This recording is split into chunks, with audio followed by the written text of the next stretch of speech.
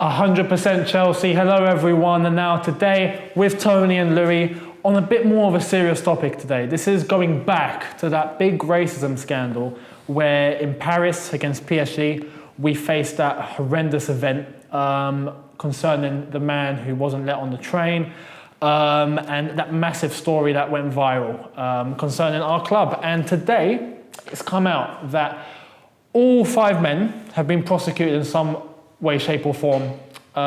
We've had 5-year bans being issued by court, a 3-year ban issued by court, and Chelsea Football Club following that have issued lifetime bans from Chelsea, from Stamford Bridge, for all 5 men. So we're going to get some reaction, we're going to get some views across here. Tony, Louis, guys, what are your views on this? Tony, let's start with you. Do you think it's fair, the court issuing 5 years and a 3-year plus Chelsea lifetime bans? Yeah, basically. I don't think they could have done anything different, and I think Chelsea couldn't have done anything different either. Yeah. It's all unfortunate, really, isn't it? The whole incident. I went out there. I never actually saw what happened. I mean, I've seen some footage that's come out today showing the lads being involved in a bit of a skirmish. Yeah. With obviously they had all the red flares and everything else, but. A bit of a skirmish, and they pinpointed those same guys again. It's hard to form an opinion, isn't it? Right? Okay, apart from the whole thing's unfortunate, as a football club. We're not a racist club in any way, shape, or form. So it's a difficult one, but in a way, I'm glad the whole chapter's put to bed now. Yeah. That's, like I said, it's a hard one, to actually, form an opinion on, apart from, just a letdown, really. Yeah, exactly. It, Exactly. Louis? It's more than a letdown, isn't it? Yeah. I completely. It's shocking what they did. You can't defend them in any way, shape, or form. I mean, they showed our club in a bad light. Yeah, then everywhere where I went, literally, your club's a racist. Yeah. And it reflects on all of us badly. Honestly, I don't think it's unfortunate. I think it's their actions, and actions speak louder than words. And it shouldn't have happened in the first place, and it's their own fault. It shouldn't. It's ridiculous. Yeah. I mean, the only thing is, I've never heard that song ever sung at Chelsea. Neither have I. Crystal Palace song, isn't Yeah. it? And at the end of the day, again, you can't argue with, it's there, isn't it? It just goes to show that no matter what you do in life, you're always being watched. Yeah. And and at the end of the day, obviously, you've got to feel for the individual, the gentleman concerned.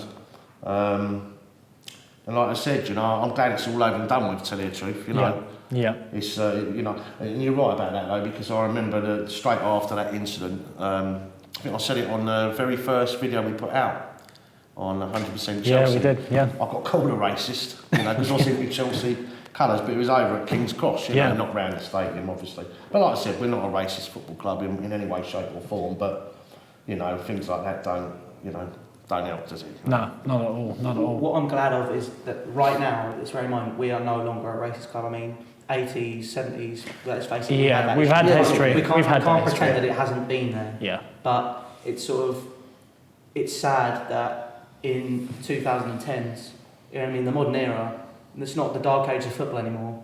I mean, it still happened. Yeah. And it shouldn't have happened. Yeah. And it makes me feel physically sick. Like when I first saw it, I was thinking, that's not my club. Those people aren't associated with my club. No, for sure. Actions speak louder than words. That's all you can say about it, really. And no, that's true. I don't know. I'm sure, like you said, that example at King's Cross got called a racist just as soon as it happened. Now, I felt uncomfortable. I'm sure every Chelsea fan pretty much felt uncomfortable around that time.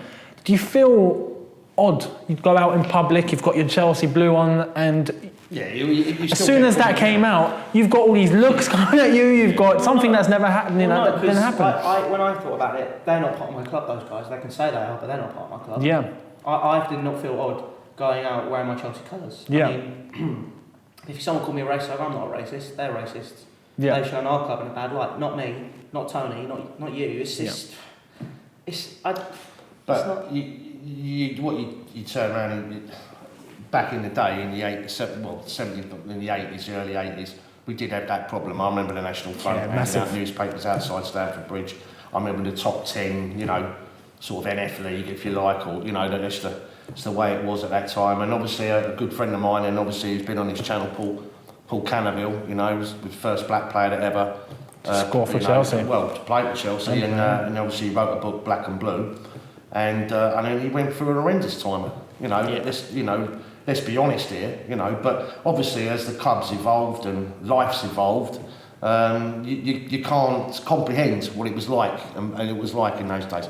I'm not saying singling us out as any one particular club, because there was many clubs that were like that, and football was like that, and thank goodness those dark days have gone.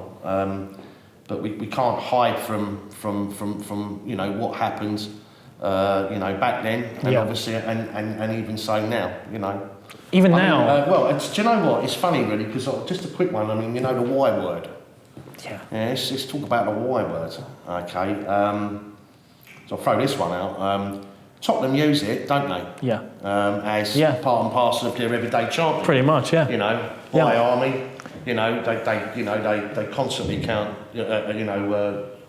out. The Definitely. And through the years, obviously, we used to do that. It's happening less and less now, but we've got a Russian Jewish owner. Yeah. So imagine how uncomfortable he feels. Yeah. At the end of the day, you can't throw stones, but the bottom line is that none of it's really welcome. In 2015, it's not welcome in 1978 either, but it was what it was, and we have to recognise that, and obviously those days hopefully will never return. What I'm glad with is the fact that it's now being clamped down on football. Yeah. I mean, I was at a grassroots game like a couple of days back, and it was what, 15, 16-year-olds just watching the game, and then someone was racist then. And I thought, that's not on. It's not. It's still happening. It just needs to be clamped down on a lot more. Yeah. And it's not fair. The world shouldn't be like that. I mean, World Cup 2018, Russia, Frimpong. Why? Why are we holding it there? Yeah. They're anti-gay. They're anti-Semitic. They're anti-bloody everything. Yeah. Why is it there? And it's just... Well, with the World Cup and FIFA, we all know what's happened at FIFA. that's a different subject for a different day, but we know exactly why Russia and Qatar got those World Cup bids. In terms of the club, we all know how well the club have handled this. And after the news... I don't think we get enough recognition for that either. That's what as a football club. When you think of Chelsea, everyone's always quick to jump on the bandwagon. Anything that goes wrong, we ignore other clubs. Yeah. Chelsea do it's magnified. But we do so many good things. Yeah. Massive things. Not just in the local community, but worldwide. Like I said before, with the blue pitches all over the world. We've taken the game to the world. We're in Syria right now. We're in Syria promoting. You've got people working out there with kids just promoting, playing football, equality and all of that. They're in the middle of a war zone and they're still doing it. You kick it out and everything else. And then you look at all our heroes, like Didier Drogba, Yeah. I mean... His foundation up in the Ivory Coast. Didn't he? He stopped the war. I mean, what can you Single-handedly. Say It's true. It's true. But it's an uncomfortable thing to talk about, isn't it? It is a bit. It is. It's a delicate one. Yeah. But we all recognise that it's not good, and it's. We're glad that it's. I don't know for you. I'm glad it's done. Yeah. Definitely. I hope that's not going to come up again because I'll play Paris. Because 2 years on the bounce, it's kicked off over there, isn't it? The one bad thing I can say about our club as a whole, and they handled it excellently. You can't get me wrong. But I felt as soon as it happened, they shouldn't have waited to give those bans. Yeah, that's true. I personally would have gone. Yeah. If I was Bruce Buck or if I was Abramovich, I'd gone right. Bans. They're not allowed on my ground anymore. Yeah. I don't want them there in my club. I suppose you've got to go through the whole process of law, I guess, because as I said, it did come through the courts, and those 5-year bans have they fought been it, issued. didn't they? And they got it knocked back. But I think what happened afterwards, all this information come out afterwards, seeing it all kick off, out there, you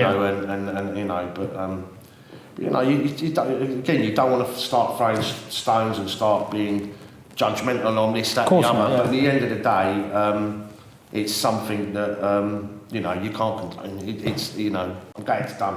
Definitely. Well, the message I think we feel we should get out is, thankfully it is done. It's all settled. Yeah. They've been banned for life from Chelsea. They've been given these footballing bans in terms of 5 years and 3 years. But a lot of people don't seem to realise we are a club that's run by, as you said, a Russian Jewish guy. Right. It's just, our manager is Portuguese. How embarrassing. We've got multiple black players, multiple nationalities. We're not a racist club, at least anymore. No, it stays that way. That's like the dark Listen, we all hate Tottenham, but I think it's got to the point now where we can race to stay out. We can.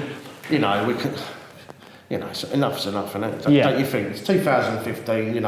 Let's all move on. Let's hate Tottenham, but let's not. Let's keep it football and nothing more. They're going to use that word regardless, so aren't they? Tottenham, But it's the same way it's part of their history, isn't it? And that's the strange thing. It is. But with the thing is though, with Spurs, they won't be allowed to use that soon. I mean, let's face it. We're not. If they come to us, they clamp down in the stands at our end. They're going to clamp down that end. Yeah. There's no way that they're not. It's not going to happen. Yeah. But at the end of the day. Well, there we are, guys. There we are. These are the views of us at 100% Chelsea. We don't condone any racism whatsoever. We're glad it's all over. And Chelsea Football Club, as we all agree, are not a racist club, at least anymore. And hopefully for the future to come, it remains that way. Thank you all for watching. Tony, Louis, thank you for bringing your views across. Leave us your comments in the comment section below about this story that's just come out. The bans have been issued. Chelsea have banned them for life. Do you agree, or do you think it's still not fair? Is it unfair? Leave us your thoughts. Subscribe to 100% Chelsea, and we'll be sure to see you all really, really soon. So thank you for watching, guys, and take care.